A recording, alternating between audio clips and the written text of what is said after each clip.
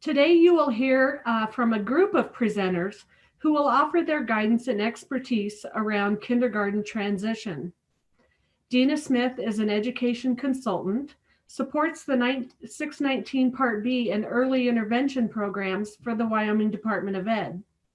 She holds a master's degree in the area of reading and a bachelor's in special education. Amy Reyes has a combined experience of over 18 years in human services and early childhood education. Her primary areas of expertise involved leadership development, strategic planning, and early childhood education. Dr. Nikki Baldwin has spent the last 20 years working in a variety of early childhood settings in Wyoming. She is the director of the Early Childhood Outreach Network and program coordinator and co-lead for the Wyoming Early Childhood Professional Learning Collaborative. Dr. Baldwin will be joined today by selected teachers from across our state. Please join me in the start of this session and welcome Deana Smith. Good morning, everyone. Let's see if I can share my screen correctly.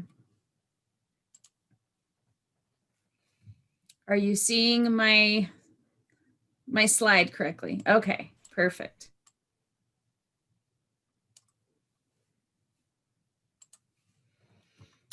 All right.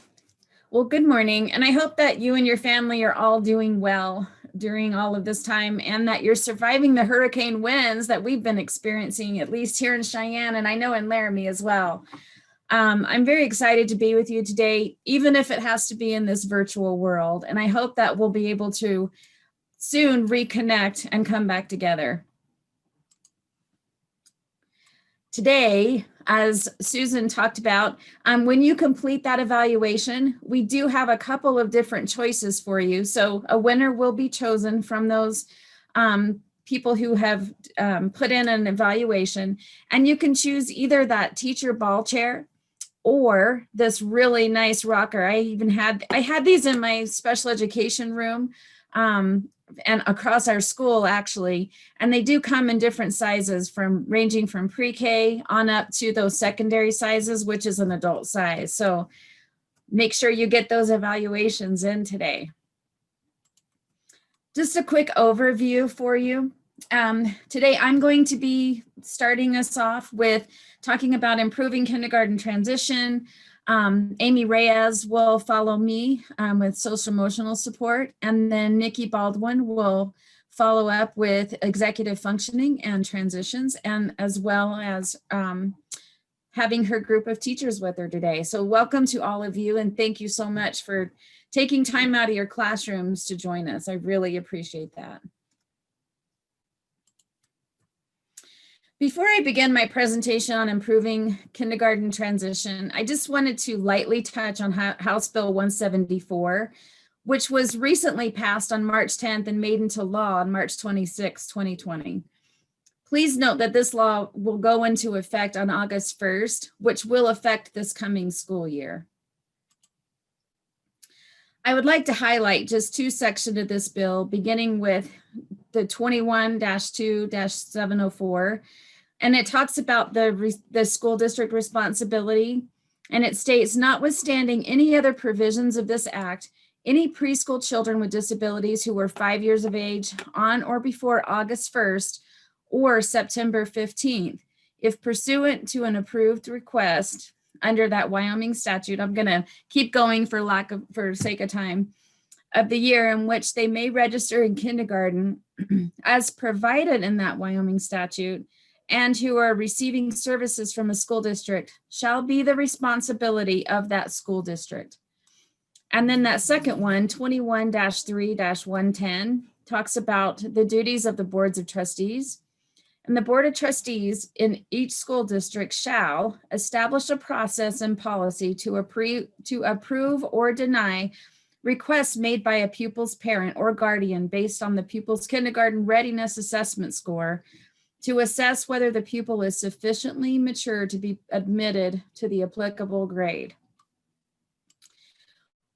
With that being said, as a department, we have received questions and inquiries surrounding this bill. So at this time, I'd like to go over some of those recommendations from the Department of Education Special Education Division. As you move forward in your planning and your discussion and assessment, we just want to make sure that you refer back to those requirements under the Individuals with Disabilities Education Act, also known as IDEA. Under this law, the rights of children with disabilities are protected, and any school district, CDC, or preschool who receives any public funds are required to provide a free and appropriate public education to all students with disabilities in their least restrictive environment. The Rehabilitation Act also reminds us that a student cannot be discriminated against, which means that when determining decisions for a student with disabilities, they should not be denied registration or enrollment into kindergarten based solely on their disability.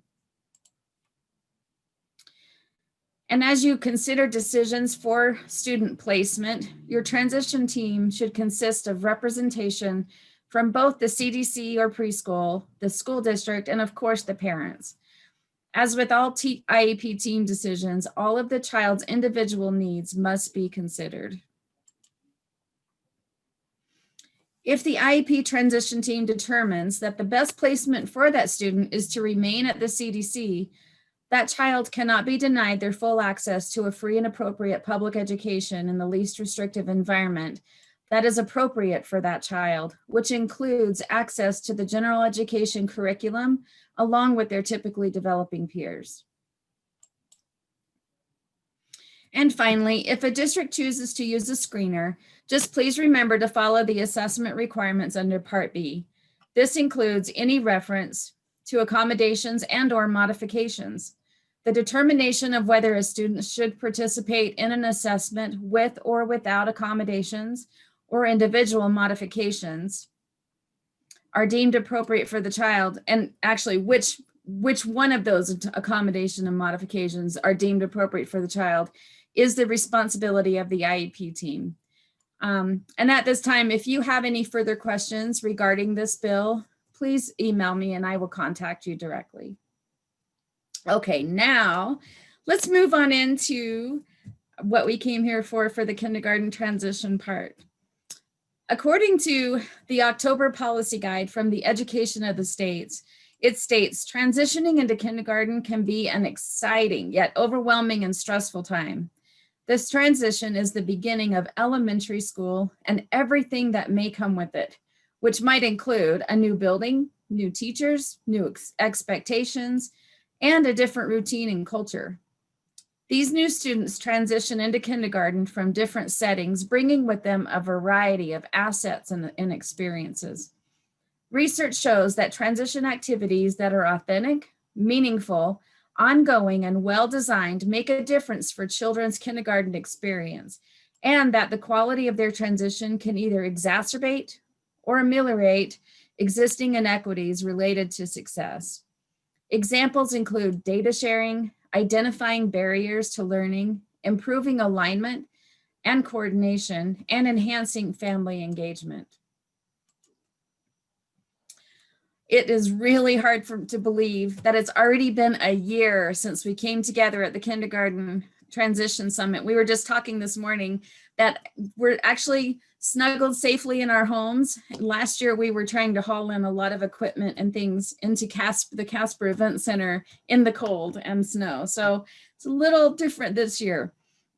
During that time, we discussed the importance of breaking down barriers and building solid relationships to allow us to collectively and cohesively support children as they transition to kindergarten in our public school systems. We took time to use the self-assessment tool to determine where we needed to focus, to collaborate with one another among CDCs and districts, to identify transition teams and their roles, and to plan for high-impact transition activities to best support students across our state. We had no way of knowing then how our lives were about to change, though. As we continue to face the COVID-19 global pandemic, and all of the hardship and loss that has accompanied it, I hope that you have also been able to catch a glimpse of beauty.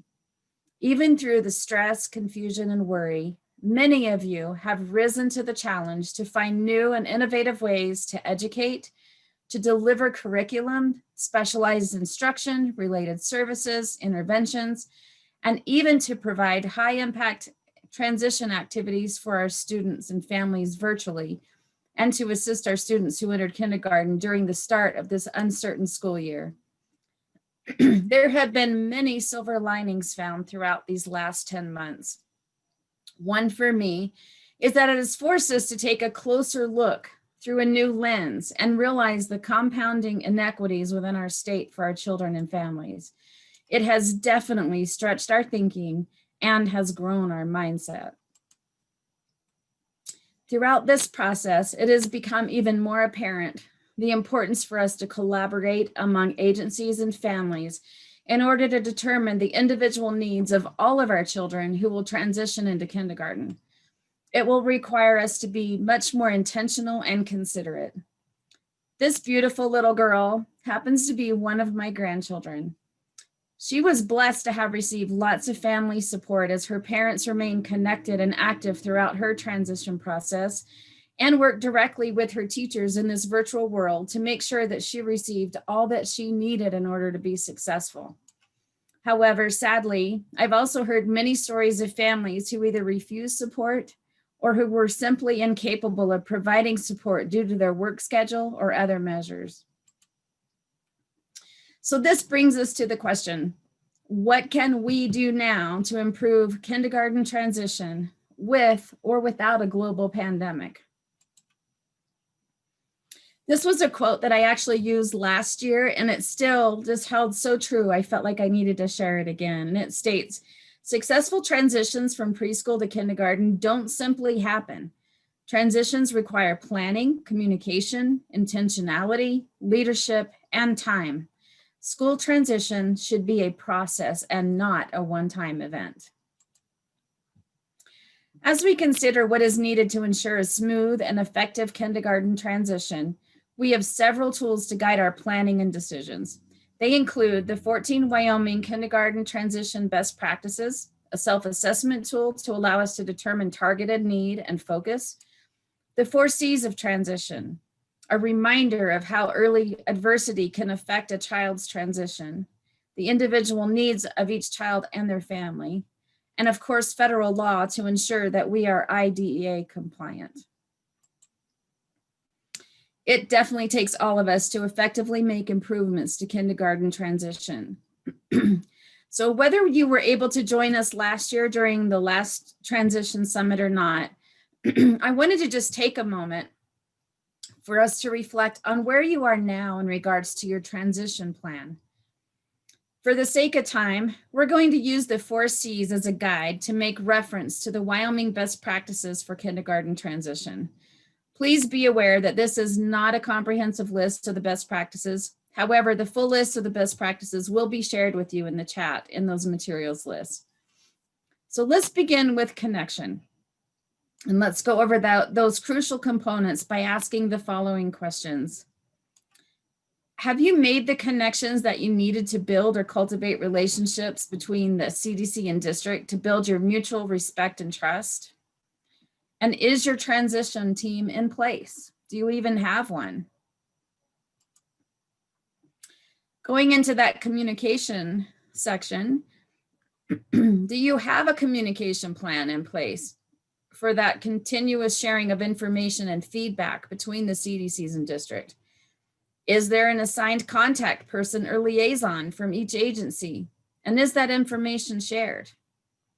Is the transmittal of records complete and transferred in a timely manner so that they have time to be able to put together any kind of goals and scheduling those IEPs?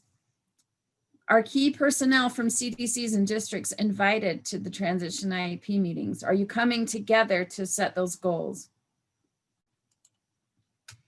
In the coordination section, have you collectively made a plan of action to align those high impact transition activities to allow for the individual needs of children, including those with the most intensive needs? You know, we talked about this last time, but children are so different. And if we look at their individual needs and all of the things that they may need and require, it may take a child needing to transition literally from, you know, January on or even earlier. So, and doing different activities along the way to get that child ready to be able to transition, where some children may not need that much time. So it definitely needs to depend on those individual needs. Have you planned those reciprocal visits with the other agency and teacher to exchange knowledge and expertise in order to build that team capacity? And I know that right now with COVID, there have been many times that we can't go into buildings and we can't do that physically into those classrooms. But you're going to hear some things later on today that I'm very excited for you to hear, and for myself as well, of some really creative and innovative ways that teachers have come together and figured out how to do this in a virtual world and still do that reciprocal visit with one another and have that communication. And finally, that collaboration piece. Do you meet collaboratively among CDCs and districts to create and determine a shared objective? Do you include those families in the planning and decision-making process? And how do you provide post-transition support for the child and family? Meaning, is anyone following up with the family once they enter that school building? How did their transition go? What can we do better? That's the only way we're going to get better, if we find out. And I encourage each of you to examine and revisit the Wyoming kindergarten best practices. Again, this was just a quick overview in question form for us to go over that. But please take time to go back and look at those materials and the self-assessment tool. I promise you it can help determine your preschool and district areas of focus and need. And I just encourage you to peruse the rest of those documents that will help to ensure a smooth and effective transition for all of our students across our state. I'm just going to go ahead and close with this quote from John Hattie. I just felt like this literally sums up everything that I feel from my experiences as a teacher in the district and in my role here in the WDE. I just feel like this really sums it up quite nicely. Teachers who are passionate about making a difference are more likely to make a difference. And I know many of you that I have talked to, that I visited with, and that you have this passion. And I'm just really excited to see where you take us for this continuing year and to the next school year. So thank you so much for all that you do for our children across the state and for each other. I think that we have all needed each other through all of this time. So I thank you. And if you have any questions at this time, I'll go ahead and take those. And if not, I'm going to pass you off to Amy Reyes.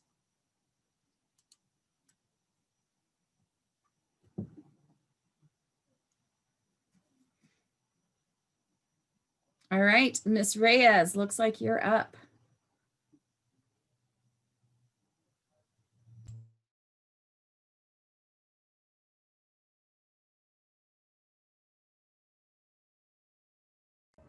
Amy, you're on mute. All right, can you guys see that? Yeah. All right, so good morning, everyone. Today, I will be discussing early childhood education and social emotional support in a virtual world. Anytime if you guys have questions, just put them in the chat and we'll go over them at the end of the presentation. So we will go ahead and get started.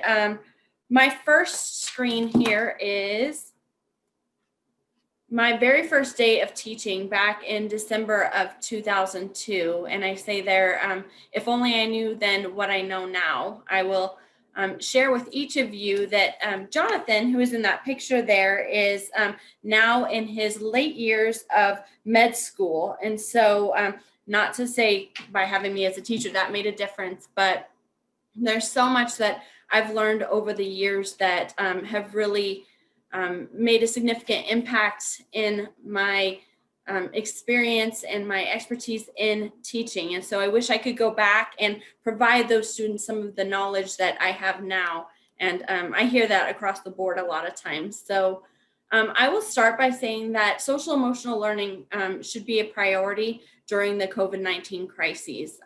Experts say teaching and learning during closures is unrealistic if social emotional learning for students and educators is left out of the conversation. Social emotional health. Children's social and emotional health affects their overall development and learning.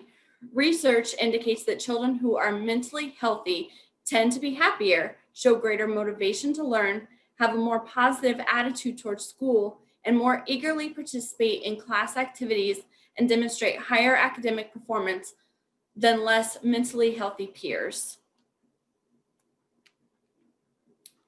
Social emotional difficulties. Children who exhibit social and emotional difficulties tend to have trouble following directions and participating in learning activities.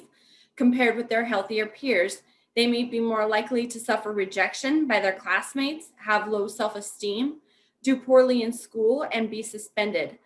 Thus, children's social and emotional health is just as important as their physical health.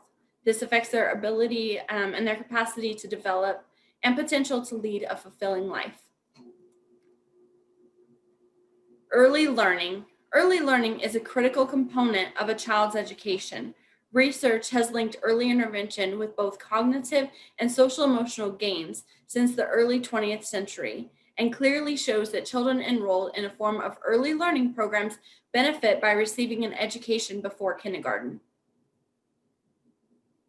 Studies show that children enrolled in preschool programs showcase the following benefits: better behavioral patterns, higher IQ scores when enrolling in kindergarten, faster learners, higher socioeconomic outcomes later in life, and between 1.3 to 3.5 higher income over the course of their careers. So, playing catch up. Studies show that children that are behind when they enter kindergarten tend to remain behind for their entire educational career and even beyond. These gaps in achievement are difficult and expensive to close with K-12 education alone, and the improved earnings show that early intervention is an intelligent investment. The overwhelming evidence shows that children who enter kindergarten behind are likely to remain behind throughout their educational careers and beyond. These gaps in achievement are difficult and expensive to close with K-12 education alone.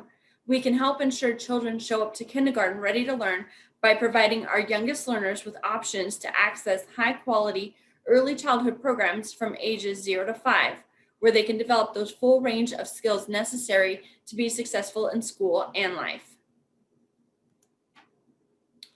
So what is social emotional learning, or SEL? SEL helps students understand their thoughts and emotions and how to express these emotions. While SEL can increase self-awareness, it can also help individuals show empathy towards others because they're better able to understand what another individual may be feeling. Social emotional learning can help to improve a student's attitude towards school and other individuals. It can also lead to reduced depression and stress, which can ultimately increase self-esteem and boost performance in school. In our diverse world, it's becoming increasingly important to incorporate SEL into the curriculum. The good news for educators is that social emotional learning does not need to be a single designated subject like math or science. Teachers can leverage SEL strategies to promote learning in everyday classroom activities. Here are some ways teachers can connect with students and incorporate SEL in the classroom, even in a remote and in-person environment. Building trusting relationships. So children who have trusting relationships with their teachers are, on average, more willing to ask questions, solve problems, try new tasks, and express their thinking than their peers without those relationships. Young children develop and learn in the context of relationships. So a trusting and caring teacher-child relationship is essential for children's optimum development. The social benefits. Children benefit socially, emotionally, and academically when teachers intentionally create close, trusting relationships. But gaining the trust of every child is not as simple as just being nice and engaging. We all know that. So how can teachers create trusting relationships with all children? This consists of offering warmth, affection, respect, and genuine care. These are all essential. Warmth and affection. So warmth and affection, even on bad days and when children are misbehaving, are critical to children's well-being in early education settings. They contribute to developing secure relationships between children and adults. This provides models of gentle behavior and are linked with children's ability to interact positively with their peers.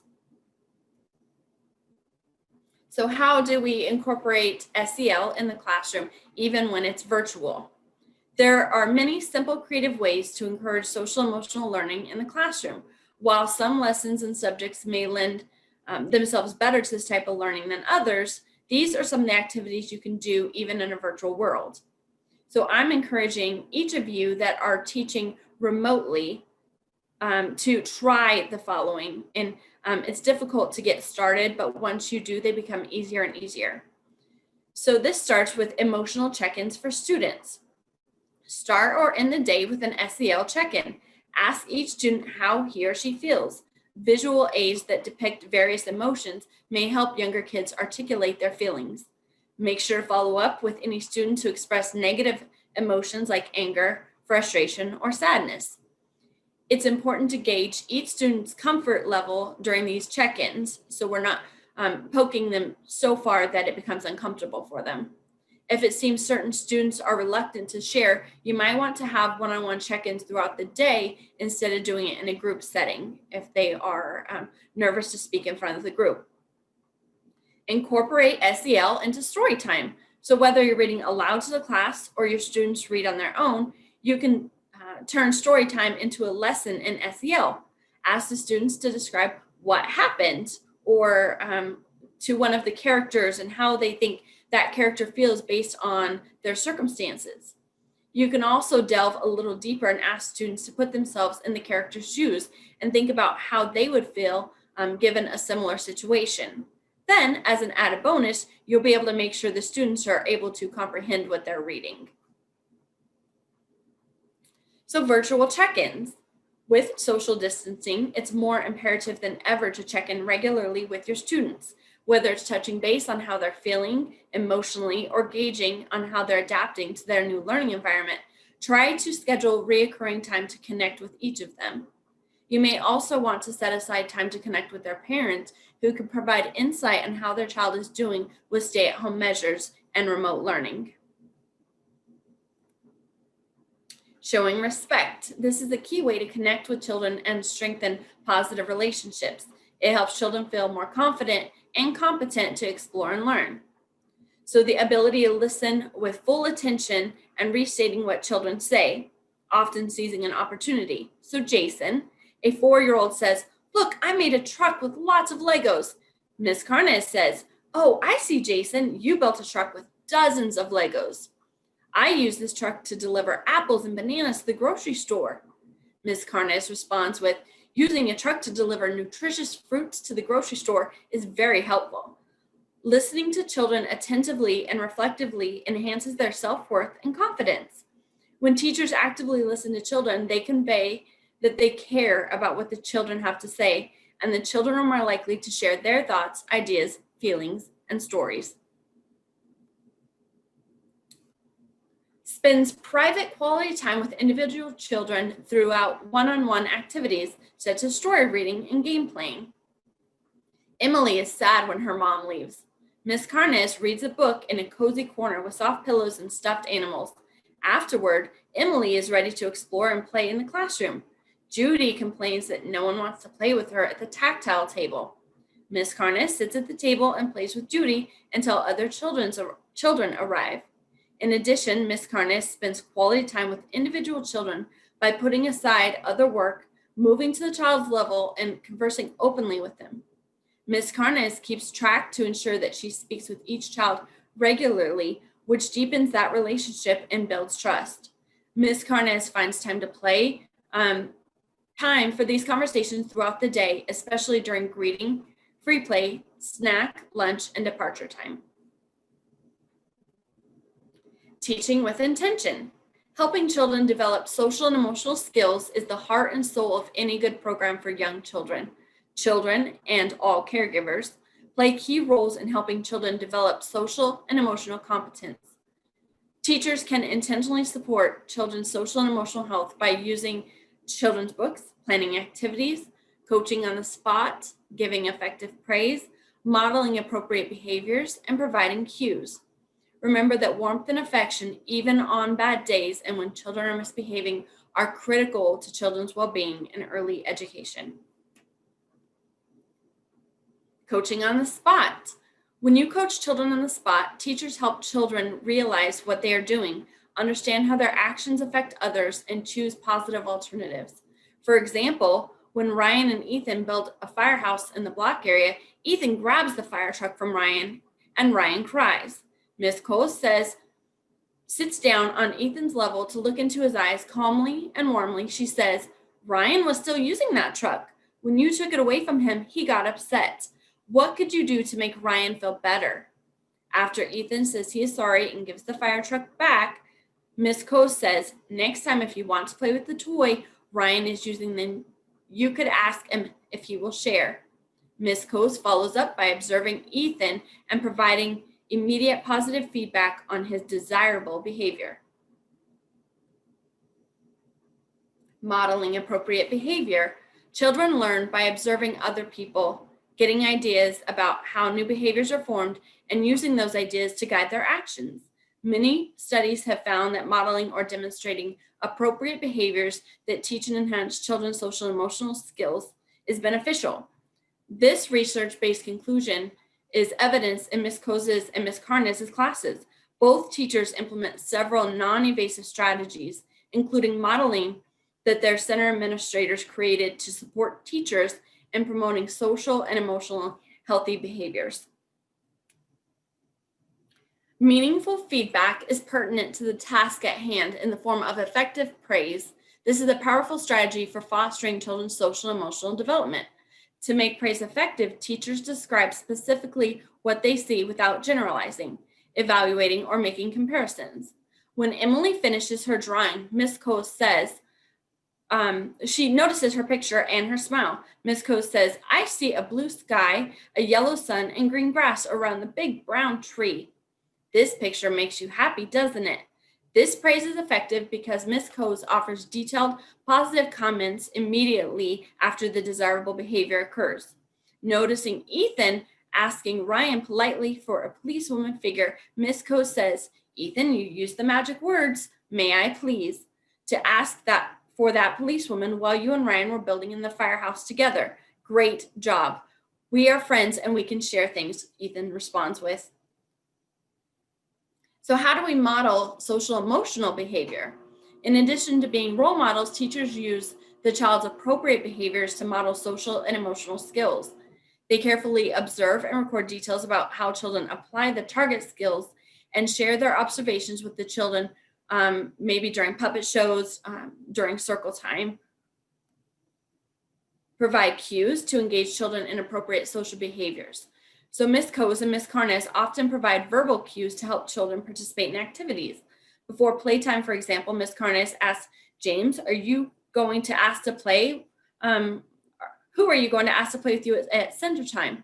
During playtime, she suggests, "Logan, can you ask Anna to build an airplane with you?"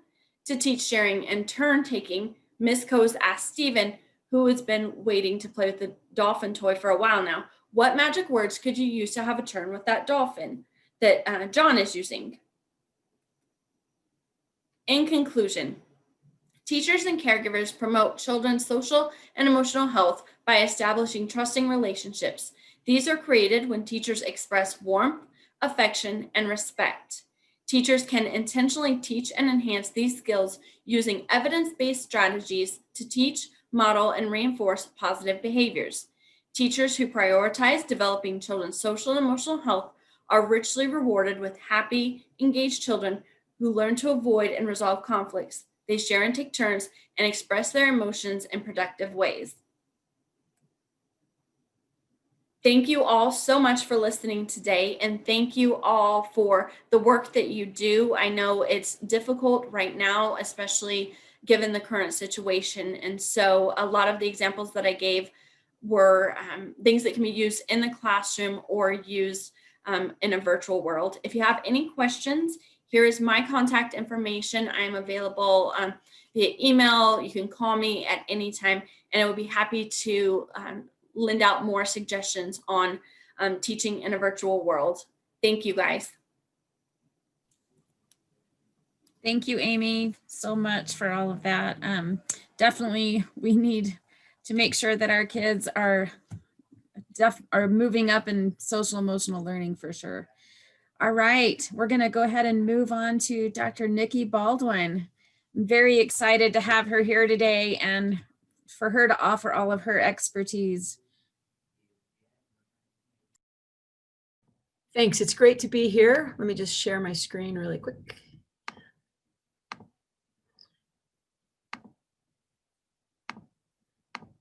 All right. Today I'm going to try to do too much. That's usually what I try to do in every presentation. This time we're going to be linking together those two big ideas that Deana has spoken to me about wanting to share on, and that is executive function, and then linking that to transitions. You'll find that slides are really full, and I hope you can just refer back to those as I sort of speed through some of this. Just to introduce executive function, it's on everybody's mind and on everybody's lips right now. I'm pulling a lot of the best resources about executive function that I can find in the country are from the Harvard Center on the Developing Child. I would strongly recommend that you just hop on there and access all the great materials that they have there. They talk about executive function skills as the brain's air traffic control system. It's how we organize our mind. And there's 3 sets of skills that we draw upon for executive function. The first is working memory.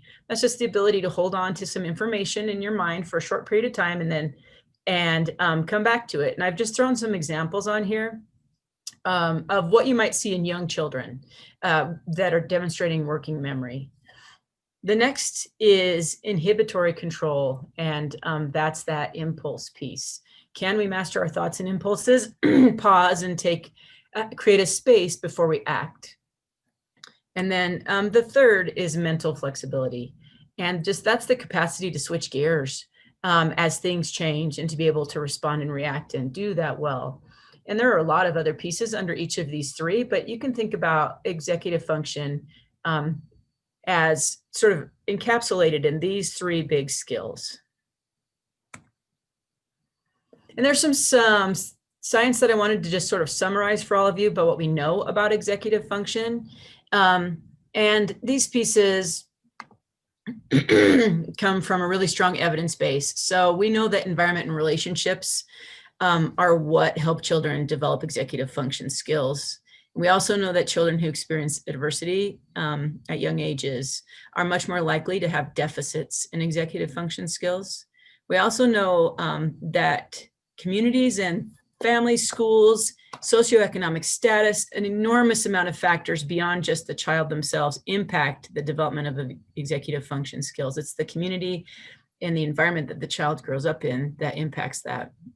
We also know that, and this is important and hopeful, the building blocks of executive function skills are acquired in early childhood, but that we continue to develop out executive function skills well into adolescence. We also know, and kindergarten teachers can nod in agreement, that children enter school with distinct and unique profiles of their strengths and weaknesses and executive function skills. And there are vast differences upon kindergarten entry in executive function skills in the children that might be in a single classroom. And those differences have a significant impact on children's relationships and their adjustment to school. We also know that executive function skills are not something that children acquire automatically. They're not something, if a child is lacking them, that they'll just grow out of a behavior or grow into those skills. That means that we have to really respond and think about how we want to intentionally support executive function skill development. Children that do experience compromised or delayed executive function skills often display challenging behaviors, and the response often is that it's seen as a deficit in the child, and we tend to do behavioral remediation. And what the research is showing is that actually, if we focused our efforts more from managing behaviors to supporting the development and strengthening executive function skills, we would have more success and have a better opportunity to address the core of what those challenges are for children and improve outcomes for them. So that's just something for us to, I think we really need to take seriously and think about, and how we respond to kids with behavioral challenges. We also do know that explicit efforts to foster executive function skills positively influence academic skills as well as executive function skills. If we look at the development of executive function, you can see how intense the period is of development of executive function from ages 2 to 5. And then you can see how it continues to grow. And then you can also see that by the time you're my age, I'm starting to decrease in my executive function skills, which is a little bit depressing for me to think about. But that is a really intense, steep curve of growth in executive function skills in early childhood. And I just wanted to toss this out there because it should seem obvious, but to all of us, the things we want young children to do, but those are the things that build executive function skills. So these are just examples that if you go to that Harvard website, you can find a ton of handouts about how to build executive function skills in young children. And those have been created by Mind in the Making. But if you just look at the kinds of things we want to do with children, this should ring true to us about, yeah, this is what happens in childhood. We want to do these things, but we often don't recognize that doing these things is building executive function skills, and that children who don't have opportunities to have these kind of simple experiences that anyone can do and provide, but they might have some adverse experiences in their life and aren't able to experience this, they are going to be missing out on some really key executive function skills. And so we want to think about how we address that. We have to talk about play when we're talking about executive function for several reasons. Number one, the highest levels of play that children engage in are the perfect example of children practicing and developing executive function skills. So we'll just talk a minute about imaginative, or that symbolic play. When children are able developmentally to use a symbol to represent something else in their play, they imagine something is something else. What their brain is doing is creating psychological distance between them and their immediate environment. If I can pretend that a rock is a telephone, there's a gap between the immediate environment of a rock and what I'm imagining in my mind. That moment is one of the most significant cognitive achievements of human beings, in my opinion, when children's brains are able to do that. And it's key for executive function because that second piece about inhibitory control requires there to be a space between what's happening in the environment and your reaction. So symbols, practicing with symbols in imaginary play provides that space for reflection. And that's when children are able to access conscious control of their thoughts and their actions. And then if we talk about the highest level of children's play, which is that imaginative play, but you add that in with a group in a social setting, that's cooperative. So you take cooperative play and symbolic play, you combine those together in what's called sociodramatic play, and you can see that they're spending their entire time residing in this space where they're practicing executive function skills. That requires working memory to know and follow the play scenario and context, the props and the roles and what's happening in that space, to remember that and remember what everyone else is doing. Takes incredible inhibitory control for children to suppress their own desires and to remain in a play scenario and committed to the flow of something that's happening with a group, resolving conflicts, solving problems, negotiating. And then that piece, the mental flexibility. I don't know if you guys have hung out with any young children, 5-year-olds or so, that are playing a really complex sociodramatic play scenario, but things change quickly. Someone might be being the mom, and then a few minutes later, they're the cat. And then all of a sudden they're the zookeeper, and now they're going to go to the grocery store. And things change so fast that children, as they navigate that, it's an incredible opportunity to practice mental flexibility. So when children are playing, they're building essential executive function skills. I can't stress that enough. When we think about play, This is something I just want to toss out there. This is something for another time. But the concept of guided play is a type of play where teachers, leaders, adults parents are really engaged with children and supporting them in their play.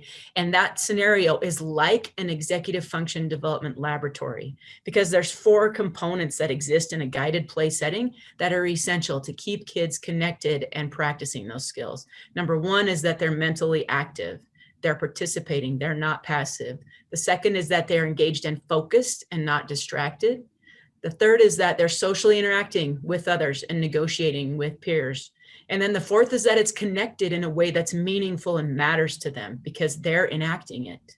So those 4 keys are what we know from early learning science are essential for children's learning in all cases across all content, but they're also essential in building those executive function skills. One other slide about play, because I can't resist.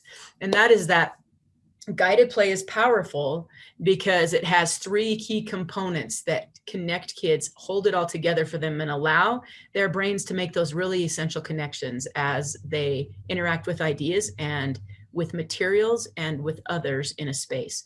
Choice is key. So when children are able to make choices, act on, have agency in how they participate, in the direction that it takes, in how long it lasts, if it's going to continue on, whatever this sort of activity or experience is, when choice is built in, you're building executive function skills because there's that gap. They're using regulatory control. They're thinking things through and making decisions. Wonder is key. If play, this is a feature of play. That's why play is magical. And because kids stay engaged, because there's all kinds, it's driven by their wonder and their curiosity and their exploration and their meaning making. And then delight is the other piece, that motivation, that discovery, the celebration, the joy that's inherent in a play scenario for kids that pulls all of those pieces together. Now we talked about a little bit about executive function, and we're going to toss in some ideas about how that impacts kids in a transition space. And I just want to toss out there, I would love to share this with anyone who's willing to read it, but I did a comprehensive literature review about transitions and supporting transitions for young children. And it includes an entire section about the transition to kindergarten. If you're interested, you will see my email at the end of this presentation. I would really love to send it to you. But I think we just need to think about that executive function piece. So in this visual, which has some flaws, but in the center of that triangle, we're talking about children's executive function skills, their self-regulation and their ability to learn. And when we think about what happens in transitions, 3 big things shift in transitions, any transition for adults as well as children. But when we're moving to a new kind of space with new people and new things, our relationships change. Relationships are impacted. They automatically change. You're with an entirely new group of people. Who you are in that space, the identity piece changes because you might have been the oldest and now you're the youngest. You might have been the one that was really great at doing this one particular thing. And now there's somebody that might be better than you at that. Like how you fit within that social structure always shifts and changes. Think about as adults when you started a new job, how you experienced these 3 things. Your relationships become changing and shifting, and it's hard to get a handle on. Your identity within those relationships changes, and then you begin to feel uncertainty and stress. And when we're in that state, we're actually less able to express the executive function skills we already have. So I just wanted to toss this quote out there, but it basically just says, kids that are regulated and ready, when they experience that uncertainty, they can go with the flow. But a child who's anxious and who's had some adverse experiences, this can really trigger some really challenging things. Their amygdala gets really highly active, and then cognitively they tend to shut down. And I just want to toss out there that, like, what do we tend to do when kids transition? We tend to think we should assess them right away because we need to know where they are, which is a super logical thought. But we're often assessing children or screening them in times of their greatest uncertainty when they're the least likely to be able to show us what they know and they can do. Something to just think about. There are some factors that we know from the research, this is all in that lit review, that impact kids' successful transitions. So let's think about it in the context of kindergarten. When related to the setting, the more similar settings are, the easier the transition is for children. The more there's communication between settings, the more positive it is. We're looking for more supportive links between settings. We're looking for places that are interested in children and families' backgrounds and experiences. If the setting they're transitioning to is interested in that and brings that in, then the transition is much more positive. We're also looking for the degree of match between expectations. So match between setting expectations, and then the match between the expectations of the new setting and what children are capable of doing, how they think and how they learn. We're also looking for supporting the relationships. The relationships are key, as Amy talked about and Deana talked about. The child's sense of belonging in a space greatly impacts their success in a transition. Their access to a warm, affectionate, and attuned adult and responses like that throughout their day are essential. Having a connection to a key adult has been shown to have a major positive impact. If the child has a friend in the new setting, huge impact on their experience. And then how parents are feeling about the transition greatly impacts how children respond to the transition. And then finally, agency, children's ability to exert some control over what's happening to them. We know that if opportunities in the new setting are open-ended, children are more able to use their agency, and they feel a greater sense of competence and self-control, and they're more able to practice collaborating and problem solving. Those are super key in helping them make sense of a transition. And then children's play is the way they make meaning and understand what's happening to them. So having opportunities to play gives their brain the chance to solve problems, process things, and make meaning of their experiences.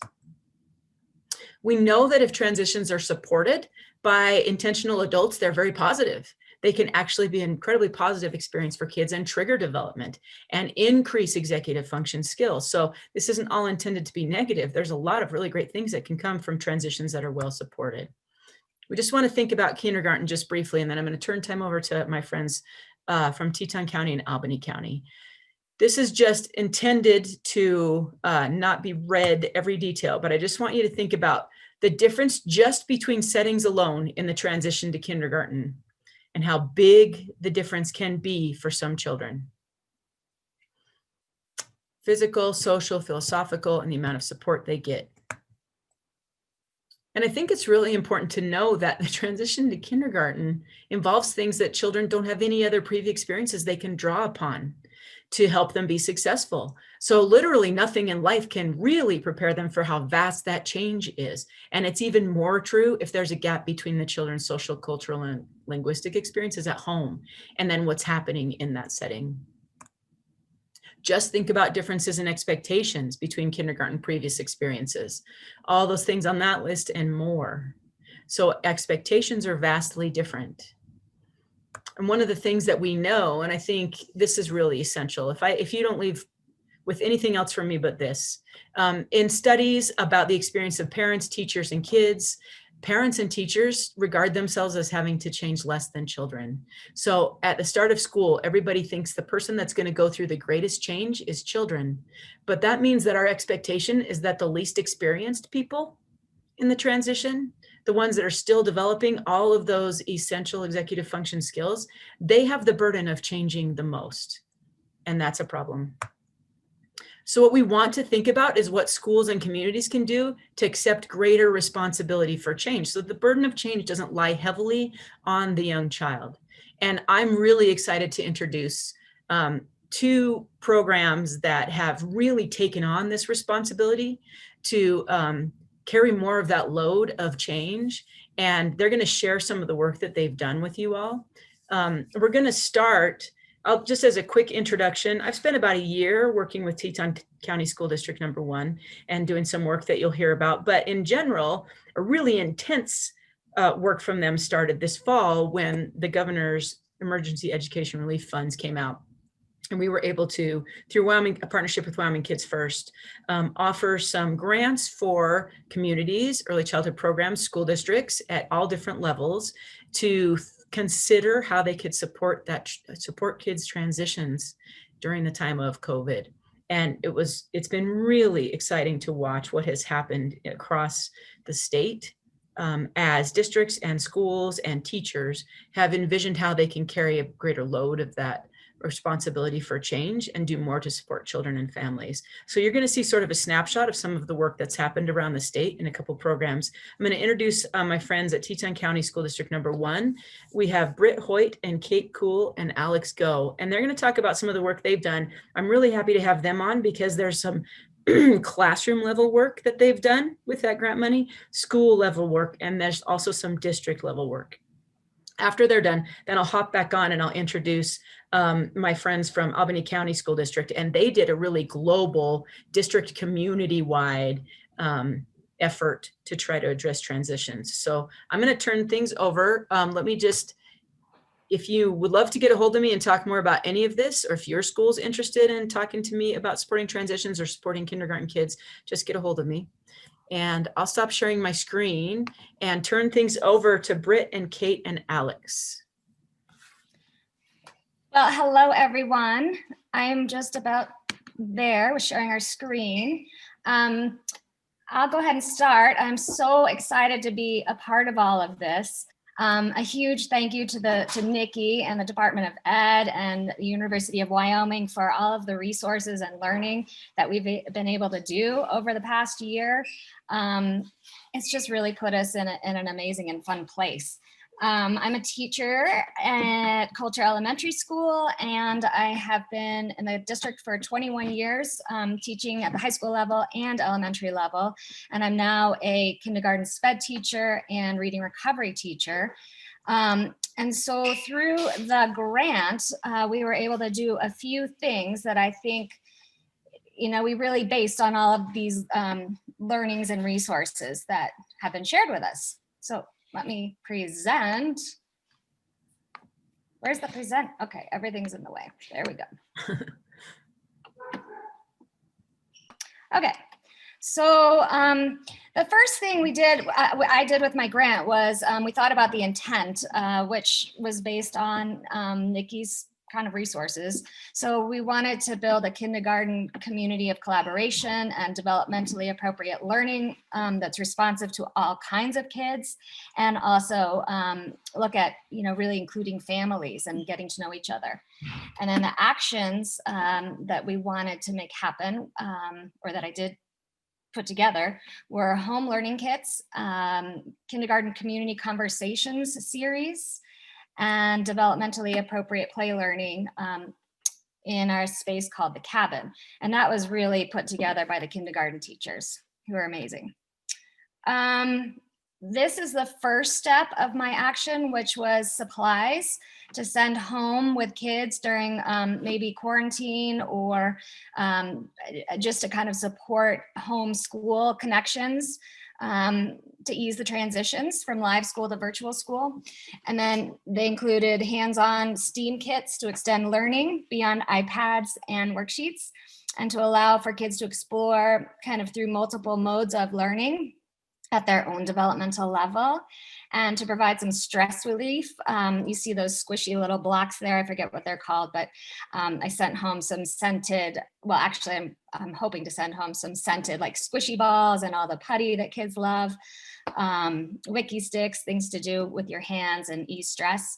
And then also to provide supplies for families in need, or who have lots of kids at home and have a hard time finding materials. The second component is kindergarten conversations, and this was intended to hopefully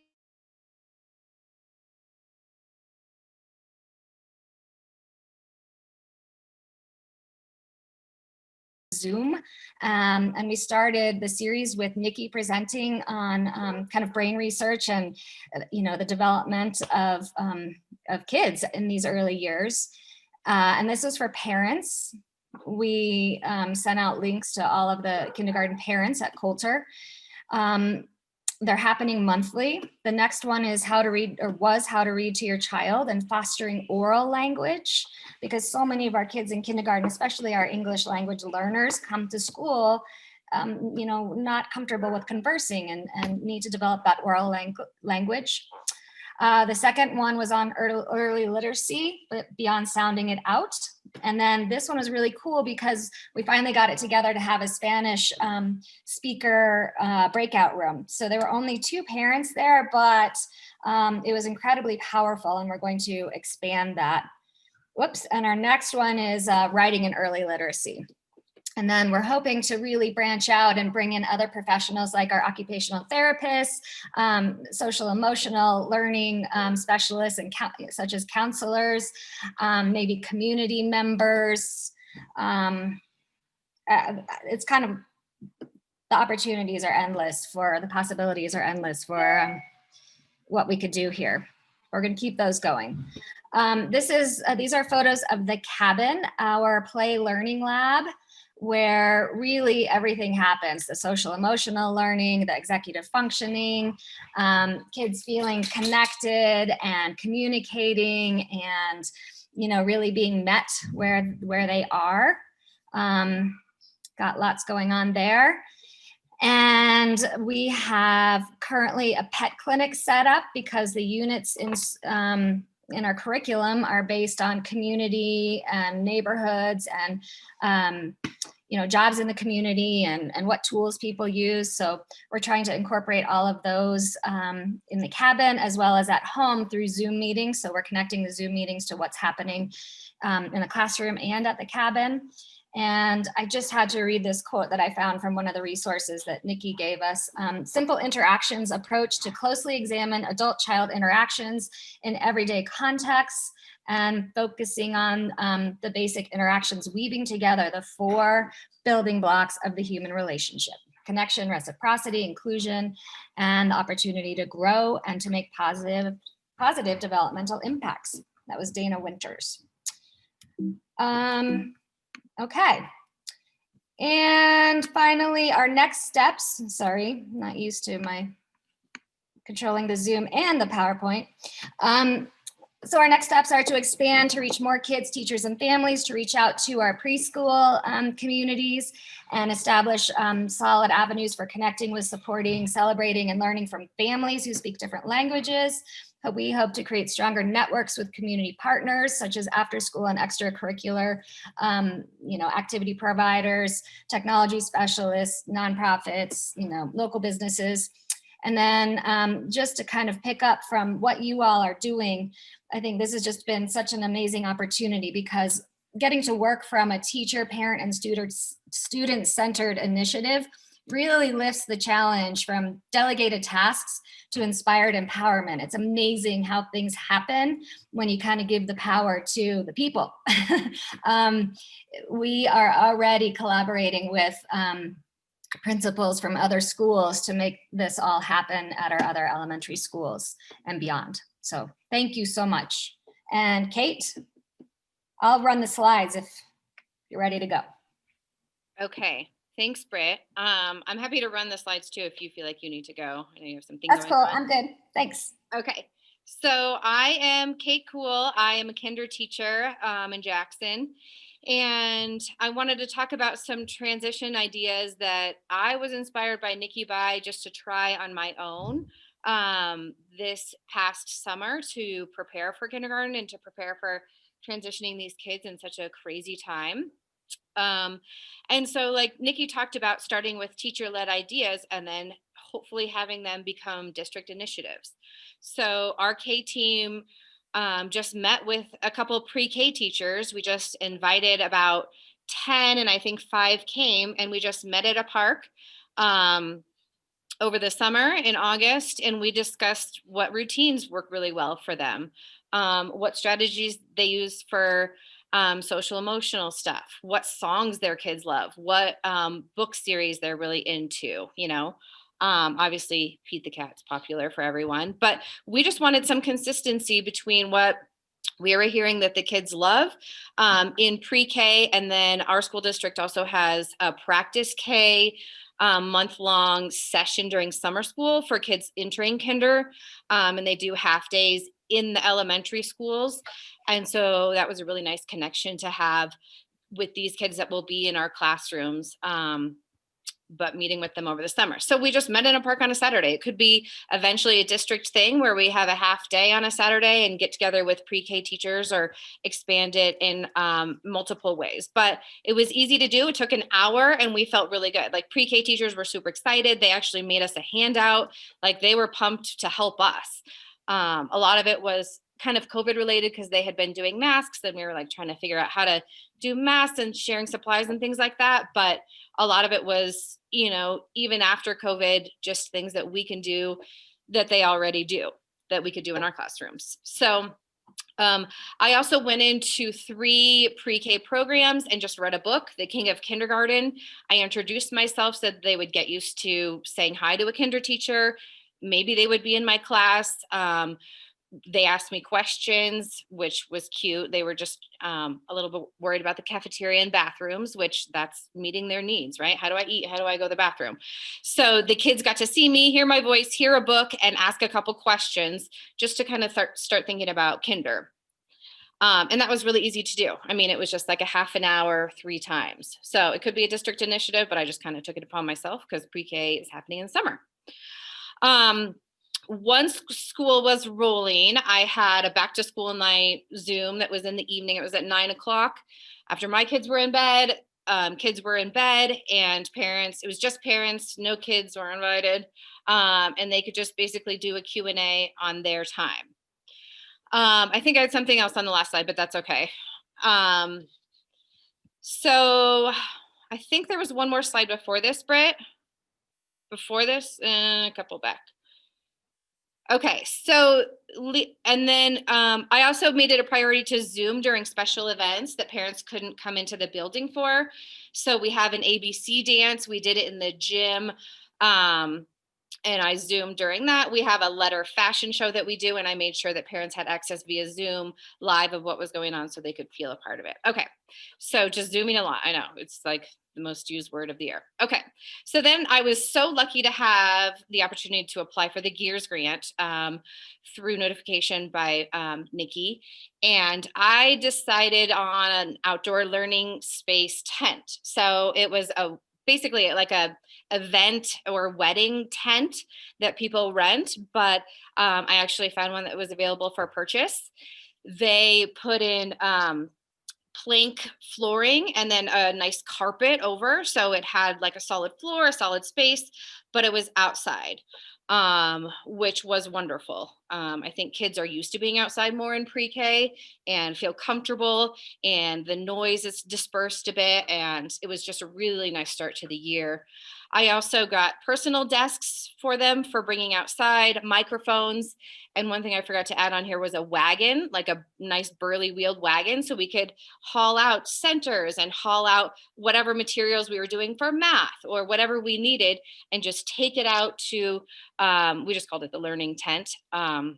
So that was funded. We can take it out in the spring. We own it. Like, I was super excited. Parents were able to come and just kind of be in our vicinity for doing morning meetings. They could say hi, hear the kids, see the class, things like that. I'll talk a little bit about morning meeting and closing circle on the next slide, but I also got scoop chairs for the kids. And so they just pulled out a chair and were like comfortable sitting on this floor space. Community circles are very important to me with CEL, especially at the beginning of the year. And my classroom is full of desks. Like, we have individual desks and they're spread out. We don't have a rug for community meeting. We don't have centers to play just because there's no space. And that was very anxiety causing for me. So this was my solution, to find a space where we can be together in a circle, sitting down, listening, respecting each other, and valuing each other. So future possibilities for the tent, inviting parents for outdoor events, have an ice cream social, do publishing parties out there, have holiday parties when it gets warmer, kinder graduation, all these things. So parents can feel connected, but we'll all be outside. And then potentially teachers hosting story time. So I could read a book. We can invite a pre-K to walk over and listen to a story and hear a kinder teacher, see kinder kids, and hear a story together and just kind of have fun and talk about a story. So, and then we also used it for a meeting space for teachers. So lots of possibilities in the future that I haven't even thought about, but that's what I used my grant money for. So I was really excited about that. And then one other thing I was going to talk about was social emotional stuff at the beginning of the year. So I think this helped their transition because I was showing that I really valued them and who they were and getting to know them and making it very child-centered, especially at the beginning of the year, because we didn't know if we were going to go virtual. We didn't know how to bond these kids as quickly as possible. So these were some of my ideas. I have STEM bins at the beginning of the day, and I can actually just walk you over here because I'm portable. I love this, yes. But they're basically just magnet blocks, magnet tiles, Lincoln Logs, Legos, different blocks, different like squishy things. And so they can start their day after they do a piece of paper that's their morning work.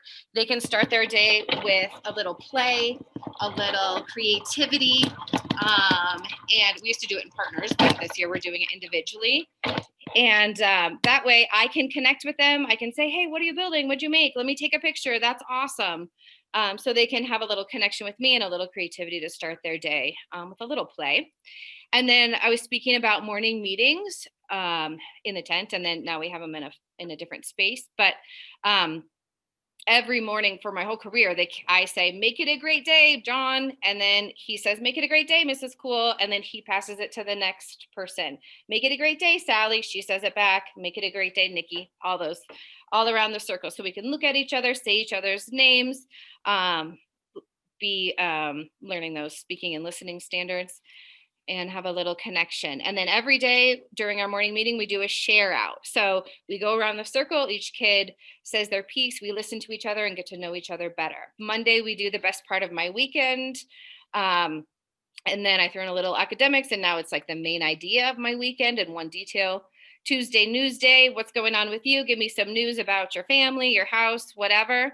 Wednesday, would you rather on Wednesday? Would you rather go to the pool or go camping? Just so they can get their little opinion out. We're learning about opinions, so more academics in there.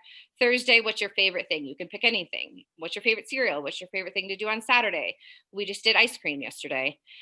Virtual in our district, we're virtual on Fridays. And so we do a virtual scavenger hunt, and they can show stuff that they love and show off something. Today, we just did anything that starts with a letter D. So throwing academics in there, but just really hearing each other and getting to know and love each other. Britt, if you could advance, that'd be awesome. So those were some cell things I used. Using photos for everything. And I have another slide with some photos, but I take pictures all day long. I ask the families for pictures at the beginning of the year when we're doing labeling. Families are really nice about taking pictures. I just made these with borders. And then this is like a plastic sheet cover thing you can get at Staples. So they were showing off their family and they were practicing their first sounds. They labeled all their people. So just showing their family, talking about themselves a lot at the beginning of the year. We just did an activity with pets. They all brought in their pet pictures, and we did addition with how many legs. So just showing how much I care about who they are, I guess, was really a priority for me with transitioning. And then taking pictures throughout the day. So this is our super student wall. They see themselves all over our classroom, but they see themselves as super students. I take pictures of kids that are doing things well, and they talk about it. They get to say what's going on in this picture, what's going well. And I feel like super students would be a cool thing that they could do in pre-K, like who's a super friend, who's a super sharer, and just kind of continue with a theme like this. Anyway, they love to see themselves, and they can start to say, I saw someone else doing something super, and boost each other up. And then be around, like we have to be around this year because it's COVID. So we have to go to recess, but that's how we bonded. Like I love talking to them at recess. It's really fun. Go to lunch with them, even if you don't have to. Just be like, Thursdays, let's have lunch together. Just ask them questions all throughout the day. So those are my social emotional stuff. We have a curriculum also, which I love. But those are just some things that I make a priority. I end the day with a closing circle, and we do roses and thorns from the day. So they can talk about something great and then maybe something that was not so great. So those are my transition ideas and my grant. And I think I'm going to shift to Alex Go, who has a new position, which is amazing this year. Oh, here's some kids. These are in our tent. This was some math work with blocks. She made a pineapple using shapes, but that's our grant funding. And then I think there's one more slide of photos. We let anyone use the tent who wanted to. This was 5th graders doing a Chinese tea ceremony. And then there's one more slide, I think, of just having photos of them. So they see themselves on the birthday board. They see themselves on the super student board. This is an art piece we do at the beginning of the year, have their little faces everywhere. And then another close up of the STEM bins. And we will get this slideshow to you some way or another. It'll be linked. I'm sure Nikki knows. But off to Alex go. Thank you, guys. Hi, everybody. Thanks, Britt. Thanks, Kate. I am Alex Go, and I am the new preschool liaison for Teton County School District number 1. In my past life, I was a kindergarten teacher, and so this position is really great because it allows me to kind of help in all the areas that as a kindergarten teacher, we were like, we want to connect, we want to do this a little bit more. And so finally, I have the opportunity to do that. So I'm really, really excited. Like I said, this is the first year that our district has had this position. And so it's been a wild one with COVID, as I'm sure you all can imagine. But it's been great to kind of start figuring out kind of the ideals of what we would like the kindergarten transition to be. So the first thing that I've been really doing with kind of figuring out how to best support kids and families through transition is connecting with our area ECCs and just reaching out to them to get feedback about how the transition process has gone in the past. And some of the things that we found just in our community is that we've been really great at connecting with some, but not all of our early childhood centers. And so that was a problem. And so getting that feedback has really been helpful to figure out what we need to do better with our community. As on top of that, we've been working to plan collaborative events and opportunities with our kindergarten teachers in our district, as well as the preschool teachers in our community.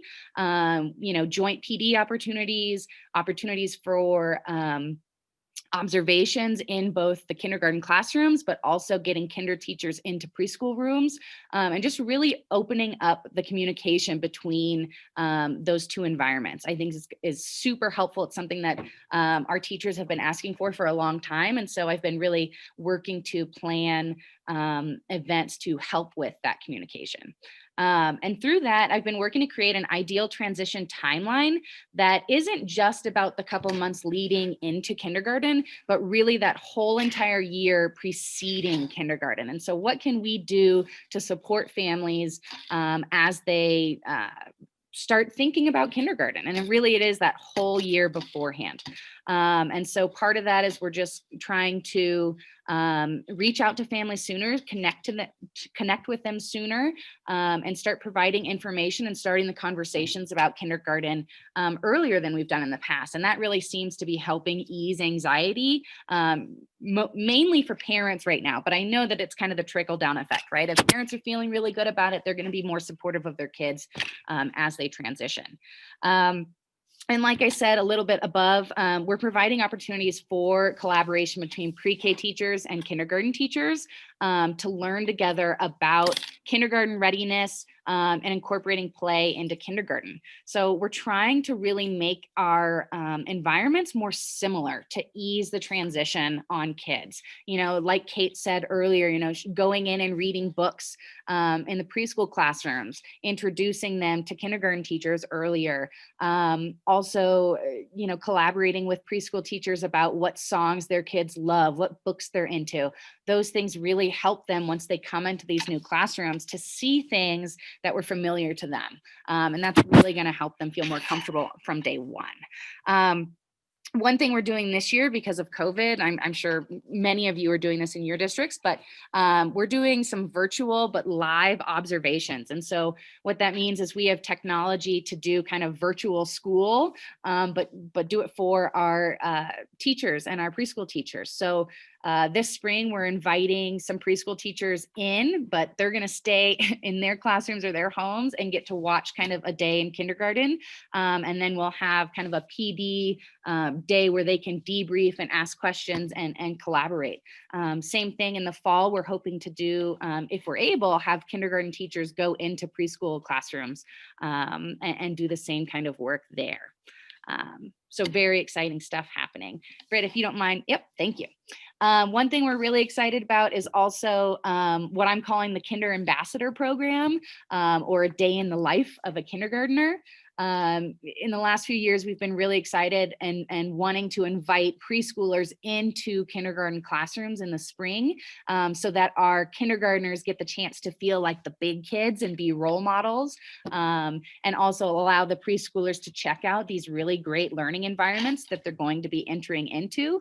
However, with COVID, we're not allowed to have all these new kids come into the building. And so what we're going to do this year is basically make a day in the life videos of kindergartners basically sharing what they do across the day in kindergarten. So give a little bit of ownership to some kindergartners, let them feel big and feel like role models, and basically allow preschoolers, since they can't physically come into the building, a chance to explore the space and learn about those areas that we think kindergartners, we know kindergartners, future kindergartners are excited to learn about. Like Kate said, check out the bathroom, check out the cafeteria, learn about those spaces, the playground, each classroom, and just get to spend some time with these kindergartners who are now experts at this point in the spring about kindergarten. So we're really excited about that. The goal is to have each elementary school create their own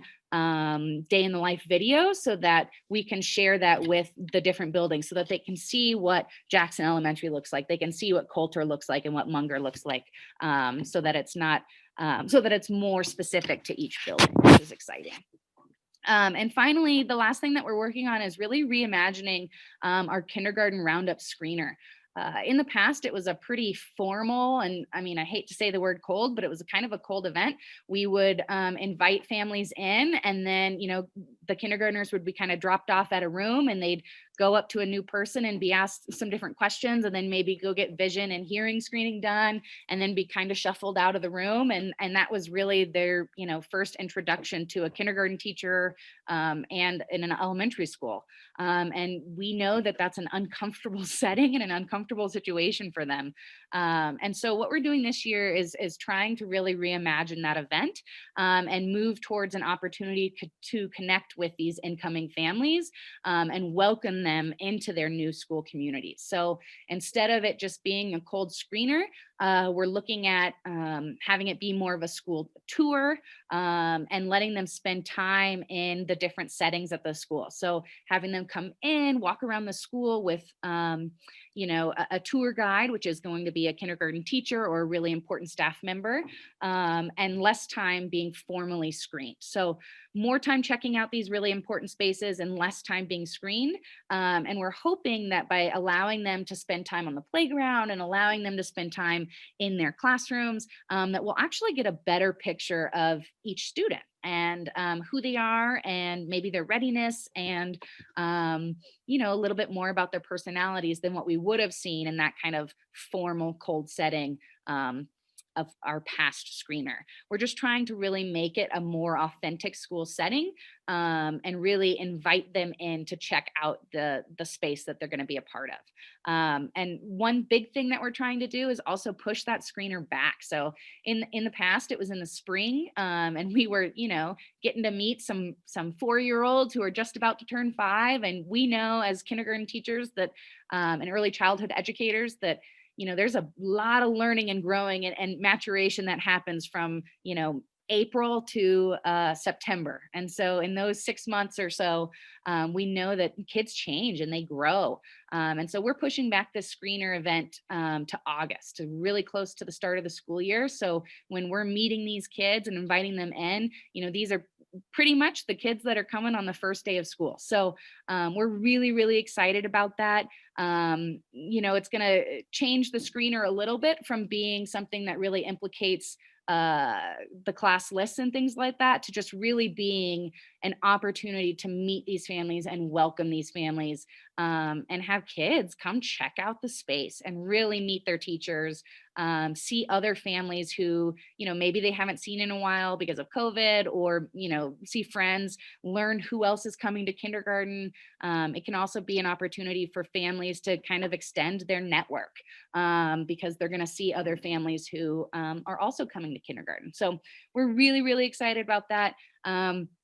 There's a lot more kind of coming down the pipeline, and I can't wait until I really get, I'm calling it a real year, right? When COVID's not here and we can do a lot more face-to-face, but it has been exciting when we can still kind of reimagine all of these events so that we can still really welcome kids and ease the transition on them. So I'm looking forward to all of these things, and there's more to come, but thank you. Thank you so much, Alex. Thank you, Teton County School District 1. You guys are amazing. We want to give plenty of time to our friends at Albany County School District. And so I'm going to turn things over to them. Nikki, before we do, we have a couple of questions for the Teton group, if we could. Go ahead, Susan. They would just like to know the social emotional curriculum that's being used there. We use one called We Thinkers. We Thinkers. Okay, thank you. And also, if you move the screeners to the fall, how do you put together class lists? That's a great question. We're just going to put them together. We're going to do our best to, make equitable classes for our K teachers. But what we found is that the screener really hasn't informed our class lists all that much anyway. Things that we look for, we're talking about, an equal number of boys and girls in classrooms. We might look at age. We look at names. We don't want to have 4 Charlies in one class, right? And so we found that actually those things were really making up the class list far more than actually what we got from the screener. And so we're going to continue to look at those things as well. And then, we are working in, I believe, March, we're going to have a kindergarten teacher team get together and kind of formalize the structure of how this day is going to go, and really figure out and finalize what parts of our old screener we want to bring into this kind of new imagined event, because there is some information that we do want to get, but we also know that we're kind of putting more importance on building that relationship with kids and families first than we really are about having kind of a more formal screening. Thank you, Alex. I appreciate it. Back to you, Nikki. All right, thanks a lot. Okay, Albany County School District created a partnership that's just amazing. I can't wait for them to share with you, and I'm going to turn things over to them. Lauren Carlisle, Becca Birch, and Tanya Wall. We have a principal on with us too, so we have a teacher, principal, and a facilitator. So it's all yours. Thanks, Nikki. I'll go ahead and share my screen, and we'll get started. We are so excited to share with you a bit of the work that we got to do in our corner of the state. It was so fun listening to Teton County and the things they're doing. And we're excited to just offer another idea, another thing we've tried to hopefully help and inspire other districts around the state to do some more work around transitions. I'm just going to turn over for a minute and let everyone introduce themselves. Hi, I'm Tanya Wall. I'm the principal at Spring Creek Elementary School in Albany County School District.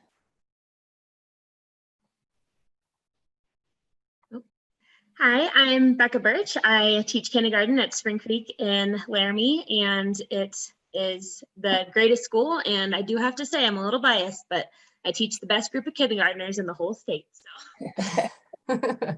Thanks, Becca. And I am Lauren Carlisle, and I had the opportunity to facilitate the GEAR grant here in our community. So just to get started, we'll get to share with you a good portion of what we did, but there's a lot that we did that we aren't able to share. So please keep track of questions, put them in the chat for us, and hopefully you'll have some of your own ideas as you listen to us share about ours. And I hope you remember those ideas and write them down, because this certainly isn't the answer for everybody, but it was a really good answer for our community. So one of the greatest identified needs in education right now is how to support kids in these transitions, and specifically from these early care and education settings into kindergarten. And so we held an initial community level planning meeting to address this need. And school districts were invited, family, childcare, home-based educators, center-based educators, and any organization working with young children. And we really tried to keep it at that global level, like Nikki mentioned. We wanted everyone to be at the table. And the main theme that emerged in that meeting was how we were going to respond to COVID and support families and children in that transition during COVID in August of 2020. Because of the timeline of the grant, a lot of our funds didn't become available till September, and a lot of our work didn't start until mid to late September. So we realized that 6 weeks into the grant that maybe we were going to need something a little bit more, and that we'd be able to do something more than just this COVID transition. Jack Shonkoff at the Harvard Center on the Developing Child had said, during a pandemic, basic principles of child development, basic concepts of the science that we know don't change. It's not a different science. It's not a different understanding of what children need. It's just a different world right now. And we really took this into consideration and decided to broaden our view in what we could do with these grant dollars. And so we decided to start from this space of a COVID transition, but to broaden our focus to the general transition to kindergarten and how we could work together to support all families and children as they enter the public education system.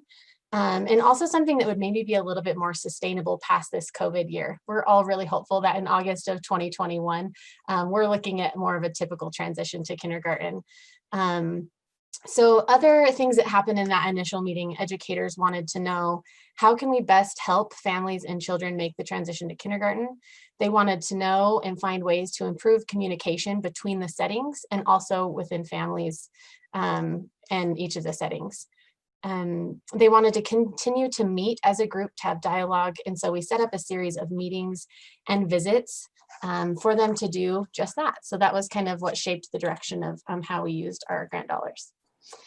Just to give you a little bit more background and context, we had about 60 participants that came to our meetings.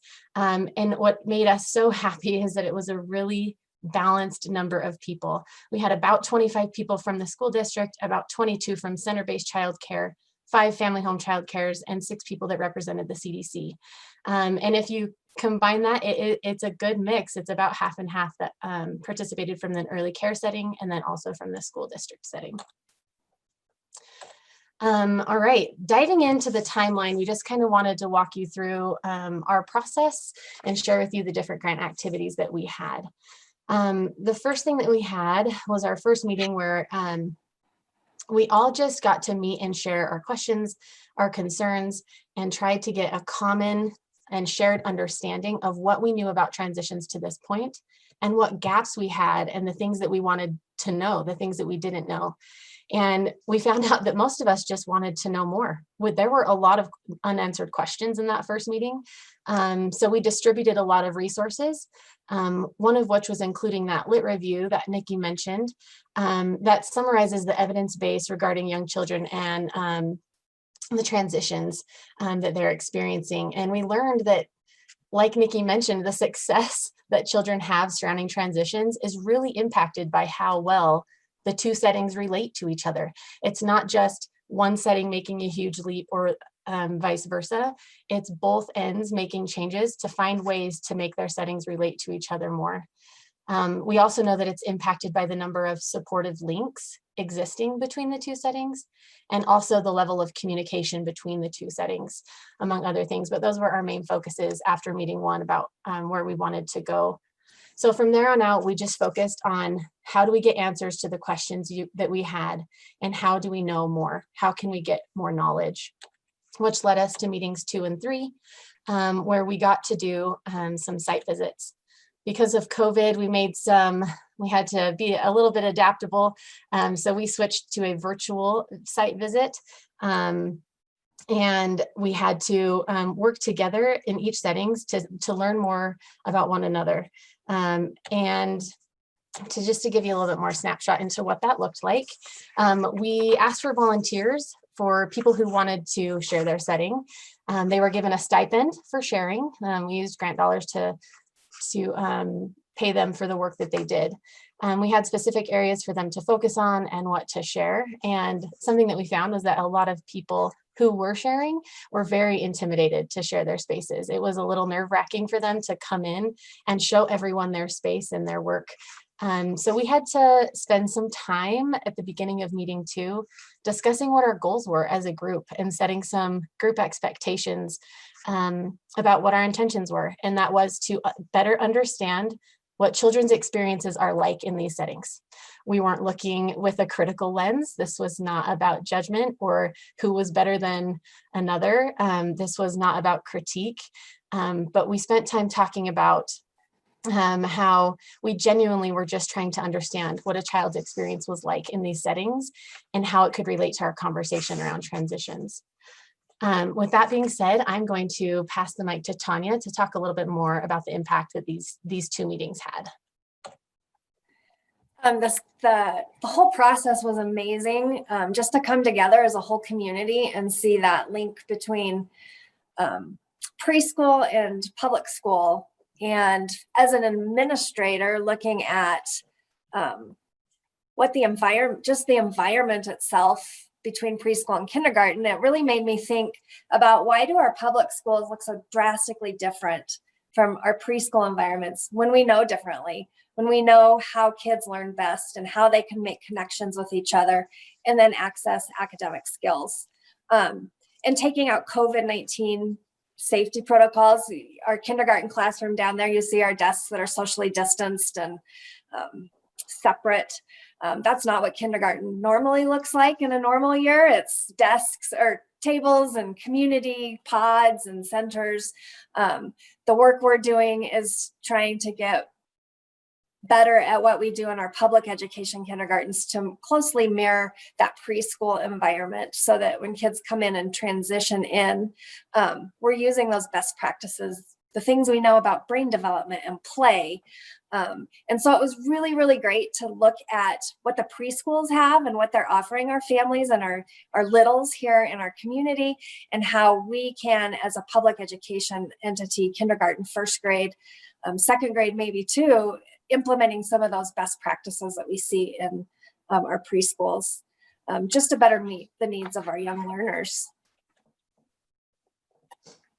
Another thing that stood out to me is something that we miss when kids come to kindergarten is the family piece. We saw over and over again in our preschool presentations that families are on campus all the time, every day, involved daily with teacher interactions, or coming in and checking out the cubbies, seeing what's in the kid's backpack or desk, and how maybe we've shifted to, when kids start kindergarten, it's big kids school. And so parents need to stay away, come drop them off, say goodbye, and go on. And we'll send you our newsletters and hope that that's enough communication for you. So for me, what stood out as an administrator is that we have to remember that families want to know their teacher, and really what they wanted to know was that their child is safe, loved, and respected. And the way to do that is by inviting them into our spaces, and making sure that they're able to be present with their children and with their teacher. I remember dropping my kids off for their first day of kindergarten and how scary that is. And so if we don't have those transitions set up early to ease those scary days of dropping your little one off, it makes that transition trepidatious and scary for our families. And then I think the biggest one for me, we all know how important collaboration is in growing and learning ourselves and as a community of teachers and learners. This grant opportunity gave us the time and space to have conversations around our why. And for me, knowing what our why is probably the most important thing. And our why is to help little kids, children, students grow and learn and be the best that they can be in all aspects of their life. So being able to bring in all of the different people from the community, it was so exciting to see home daycare providers, all of our preschool programs that are in Laramie, as well as in our school district with our kindergarten teachers, was pretty amazing. They were given the space to collaborate and share on an equal footing. And there was nobody that was more important than anybody else, which I think is really great, because sometimes we think preschool is just preschool and kindergarten's important, but I think it really brought to the forefront of everybody's mind that we're all doing the same work for all of the same little people, and the things that we do for our littles sets them off on a trajectory for success. So. All right, so I'm going to just piggyback right off of what Tanya and Lauren are saying, and I'm going to give a big shout out thank you to Nikki. I feel like this has just really paved the way for us to have these words and this conversation, and all be on the same playing field. So very humbled to be here, so thank you guys. When we got together in this space and having those preschool teachers, those pre-kindergarten teachers, and these kindergarten teachers and administrators, people from the CDC are representing them, we found ourselves all asking, why? What is our why? Why are we doing the things that we're doing? Why has play been pushed out of the classroom? Why aren't we adhering to developmentally appropriate practices? We all have been carrying this on our hearts, and we kind of think it to ourselves. Maybe we share it with a colleague, but to have it in a broader spectrum and to share that with each other was really, really powerful and really amazing. We started asking why are our kindergarten classrooms so drastically different than early childhood classrooms in preschool? Since we're advocates for young children and early childhood education as a whole, we started really thinking, well, why are we putting this burden on children? I thought it was such a beautiful thing for Nikki to bring up that Dockett and Perry quote, that it's such a drastic transition for children, and nothing that children have experienced previously has prepared them for this. They don't have those executive functioning skills. They're not prepared for it yet we're expecting children to just slide right into kindergarten, adapt to this huge school, these new expectations. I mean, we're not doing it intentionally. We don't want to hurt anybody. We want the best for these kiddos, but I think calling this in to the forefront and really questioning was very powerful for us. So having that space and time to get together as a group of professionals, we started sharing and realizing, man, we all have the same vision here. And that was very empowering to get the space to talk about all of that. So going off of that theme of being empowered, Tanya put it so perfectly. I think having the space for home centers, daycare centers, to be able to have the space to share what they do with children, to share their expertise, and to be professionals and be respected in that way, it was really amazing. I don't think they often get that space to be able to share what they do with children and how they educate. So I think it leveled the playing field for all of us as professionals, all of us as educators of young children who love their job, who love children, to be able to say, hey, this is what we do, and imagine what we can do. I think teachers and educators for children in preschool, they have so much knowledge, and it was such an honor for all of us as kindergarten teachers and administrators to tap into that. And I think, like Lauren had mentioned, getting us all together in a room, you can't advance a vision and you can't move forward on kind of this bigger idea of how can we change kindergarten for the better, and how can we help children without forming those relationships as professionals. So this created that space for us to have a foundation of trust with each other as professionals, as educators. And I think that led to such beautiful collaboration. And now the outcomes that are coming out of it are just, it's absolutely amazing. So go ahead, Lauren, thank you. Now bridging the gap. I think this is one of our exciting things. So as we listened to each of our different sites, so we listened to preschool teachers, we listened to kindergarten teachers, we got to see both of the settings, what it looked like in their classrooms, what the expectations are at each different site. I think one big revelation for us, it's common knowledge to everybody else, but to teachers, sometimes we miss the fact that public education, we're under the Department of Education, and a lot of preschools are under the Department of Health. So there's a lot of different expectations that I think we needed to all be aware of and to respect. So we wanted to find a way, well, how do we bridge those gaps with those different expectations and with all of the different things that we have to adhere to? And how do we take that burden off of the children, how do we take that on? It really let us see how big that gap was from what we're asking children to do in kindergarten and what's really developmentally appropriate for them. So it really highlighted that birth to 8 and 8th grade, 8 years old is 3rd grade. And I think that's a good thing for us to keep in our mind, that early childhood education is up through 3rd grade. And that's super important. And this is a unique developmental experience for kiddos. It should look different because kiddos are different in their development. And that was so big for us to realize that that needs to be honored in how we teach and in how we practice in each of our classrooms. Touching on what Lauren had said, like the brain science hasn't changed, kiddos' brains haven't changed, and what their brains are wired for has not changed, but we can access what their brains are geared for and what they're ready to learn. So by changing and bridging that gap between what happens in preschool and kindergarten, we can really foster that love of learning for each individual child in a growth promoting environment. All right, and then now probably the biggest exciting thing is now how to close that gap. How can we make preschools, kindergarten more of a seamless transition for these kiddos, and how can we integrate more of that developmentally appropriate practice? That's what we started all contemplating, and how can we meet the needs of each individual child and not just the needs of the system. I think that was another thing that got brought to light for a lot of us kindergarten teachers is we've kind of veered from meeting the needs of each individual child all day, every day, to meeting the needs of the system. Well, we have this standardized test coming up. Well, we have these standards to teach.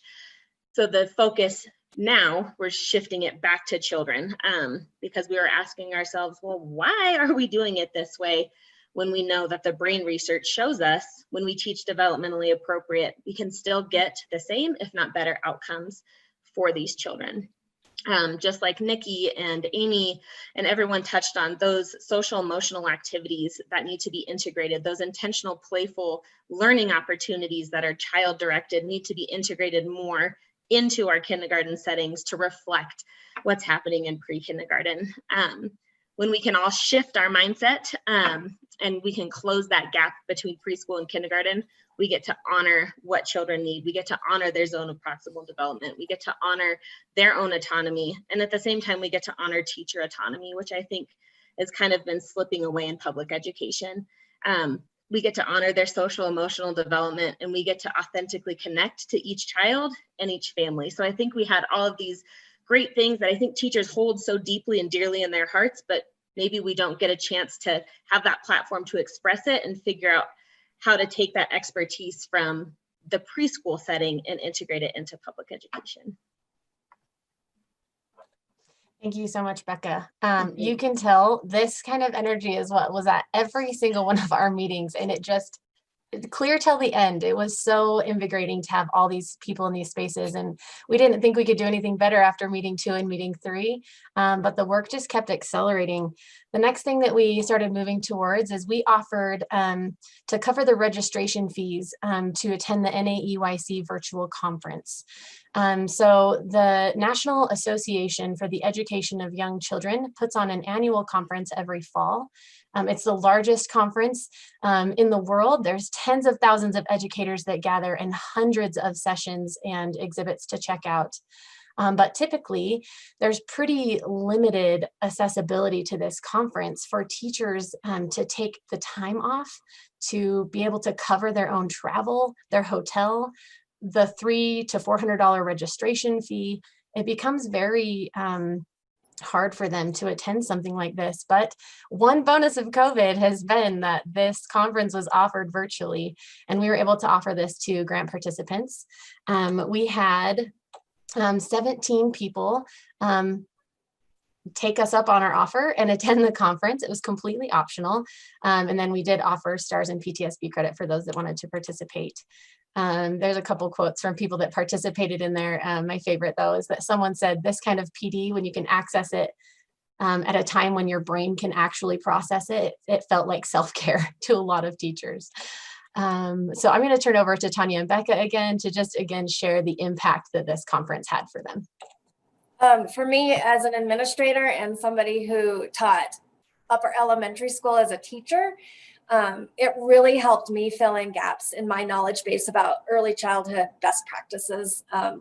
It's something that's become really important to me as I've become an administrator, is to know and understand what we need to do for our K-1-2 kiddos. It gave us the ability to really share a learning experience. And we know when we share something with others, we're able to sit back and talk about it and really process it, and then come back to our school site and say, how can we take everything that we learned in these sessions that we all attended and bring that into our school community, and then hopefully in our district community. And there's nothing like high quality professional learning. And the ability to do it from home allowed me to see all these sessions I wanted to see, not just the one or two that I could get in if I was there in person. So it gave me a lot of opportunity just to really sit and process and think about all the things that we learned. But I think the most important part of the NACCE conference was the importance of our follow-up meeting, because after we all saw all of the pieces that we wanted to see, we came back together as a group and we really shared what we learned and the things that stood out to each of us, which just provides that professional learning community experience of more brains hear more things and we can share more things together. Again, it was so energizing and so exciting.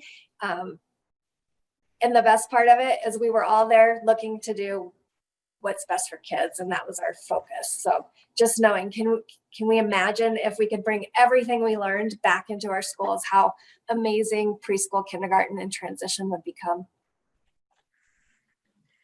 Well, I don't have anything great and fantastic to add on to that because Tanya said it so perfectly, but I think I can share her excitement and enthusiasm.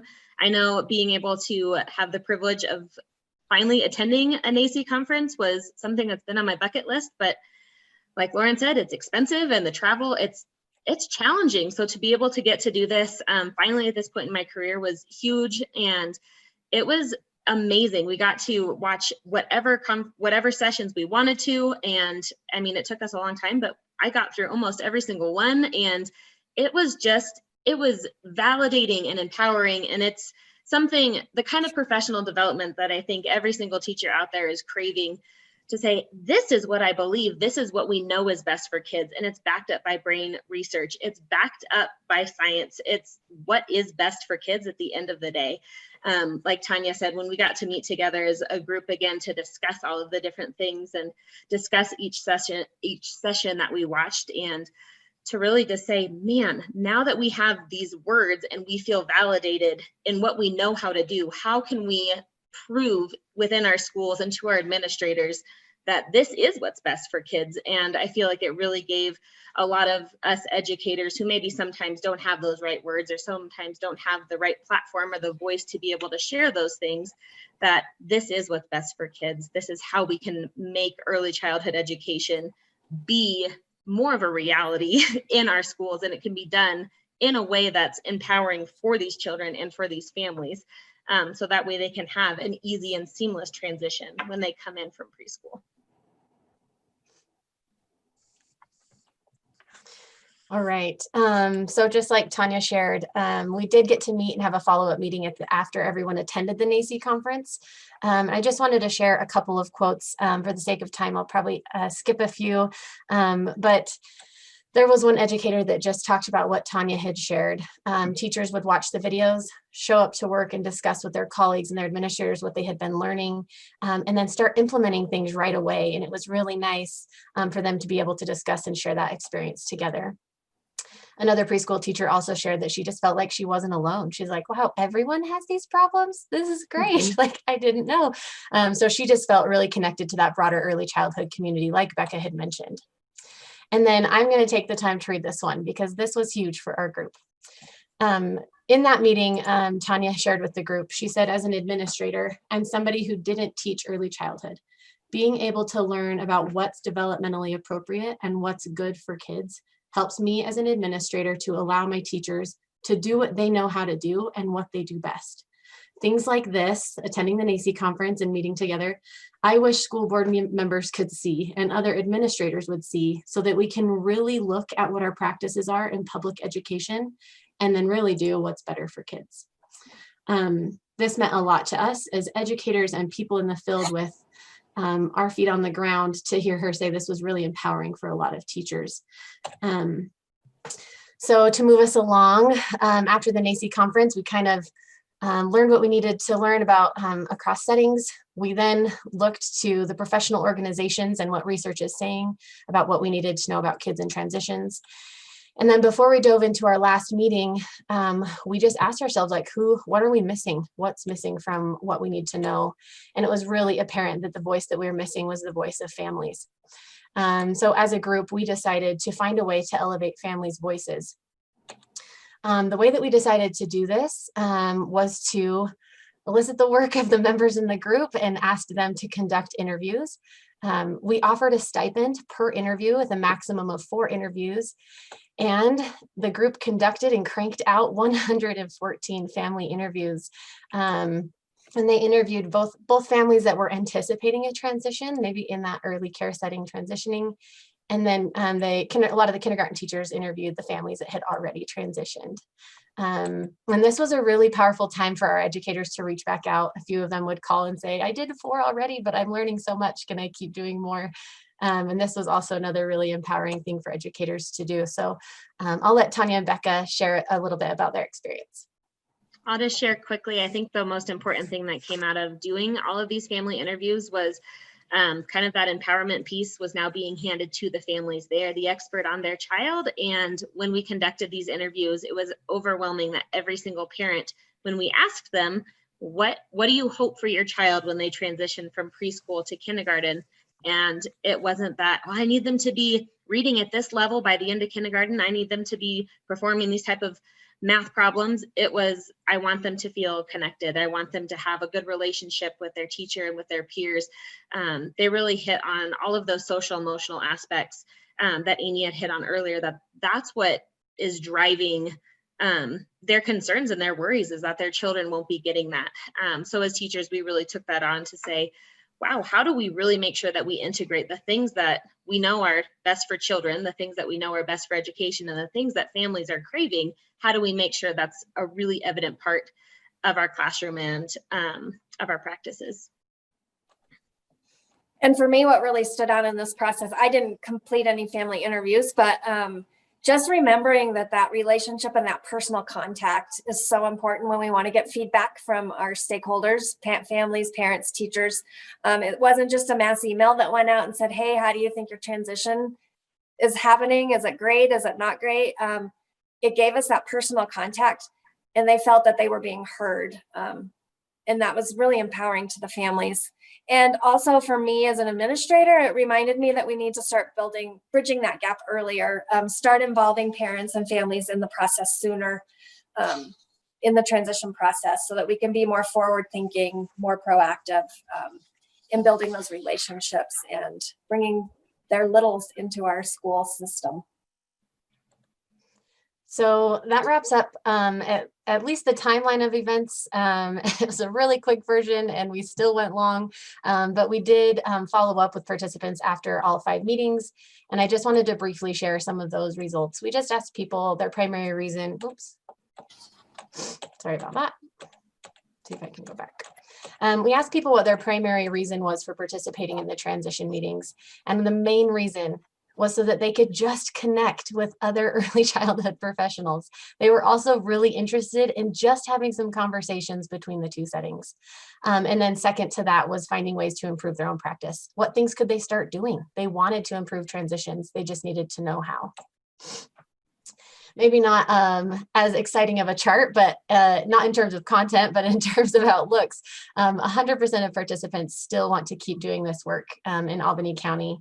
And we asked if it would depend on having this grant and the stipend. And the majority of the people said that it's appreciated to have that stipend and to be paid for their time, but most of them would participate regardless.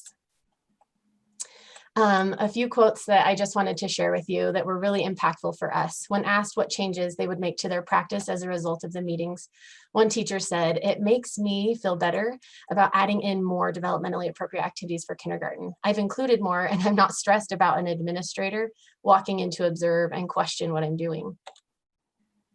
when we asked them what was exciting about our work doing the transitions meetings, someone said that building relationships between the two groups that are usually separate and realizing that we can make huge changes when we work together. And finally, the whole process allowed us to really focus on these 3 words you see on the screen, building our knowledge and background about best practices for kids, why we're doing what we're doing, and are we doing what's best for kids. It brought to mind an experience I had recently in a professional learning community with a group of teachers, asking me as the administrator, well, what's your opinion? Tell us what you want. And I asked, well, what's the intention of that? Well, our principal should just tell us what we should do. So I really feel the value and the importance of turning that back to teachers in their classroom, because they're the experts and they should be empowered to do what they're trained to do and what they're the experts at.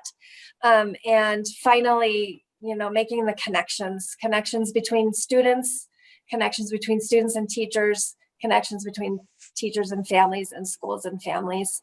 And it's important for me to do this because this work is what I wanted as a teacher. I wanted my principal to give me the empowerment I had to do what I knew was best for the students in my classroom. So I'm just hoping that through my trust with my teachers that we're doing the same for the kids in their classroom. Thank you, Tanya. We would love to answer questions that you have. I know we're out of time, so we can put our emails and our contact information in the chat if you need, or Nikki can connect us. But we just wanted to thank you guys for letting us share our experience with you. And hopefully it will help some of the work that you guys are doing in your communities. We really loved the experience that we've had this last fall and have just noticed how important every person's voice is in the conversation. It's not 1 or 2 people that are going to make these changes in a community. It's everyone being on board and every voice and every setting being represented in a room. And that's what really brought change and power into this work that we did in Albany County. So thanks again, and we hope to keep sharing more. Thank you so much. This has just been such a wonderful and powerful session.